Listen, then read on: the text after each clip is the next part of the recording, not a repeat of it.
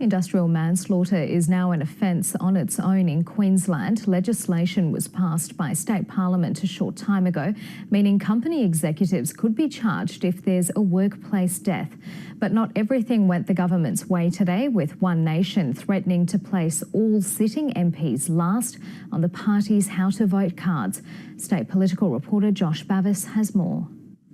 One Nation's knocking at the door, threatening to turn the tables. I disrespect our government of the day and I disrespect the opposition today because they've lost touch with people. The party's planning to put all sitting MPs last on their how to vote cards in the electorates they're fighting for. It's the best option today that we have, and who knows what's going to change in the future. There's a sense of anti-elitism, anti-establishment among Queensland voters, especially in the regions. Queenslanders can vote how they like, but with compulsory preferential voting this election, it means there's added pressure on current MPs, especially those who may have been counting on One Nation votes to filter through and give them a boost. So all in all, it really does put the pressure back on the sitting member, and it really does throw a major spanner in the works for any LNP dream or idea that they're going to coast the election on some sort of preference deal with the One Nation party. In Parliament, both major parties accused each other of pandering to Senator Hanson's party. Mr Speaker, the cat is out of the bag. A vote for One Nation is now clearly a vote for Labor.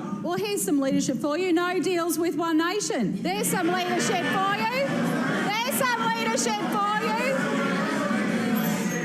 The LNP has ruled out a coalition cabinet and Labor has ruled out doing any deals. They will crawl over broken glass to do a deal with anybody about anything that will get them on leather seats. The government's still running its own race, today introducing legislation to ban developer donations to both council and state candidates. To ensure we guard against the risk of corruption, real or perceived. It'll go through the committee process and report back by the end of November. Given the time it'll take to process this legislation, there's little chance the Premier could get that done and still head to the polls by the end of the year. Cabinet will be sitting on the Sunshine Coast next week, pouring more cold water on early election speculation. Josh Bavis, ABC News.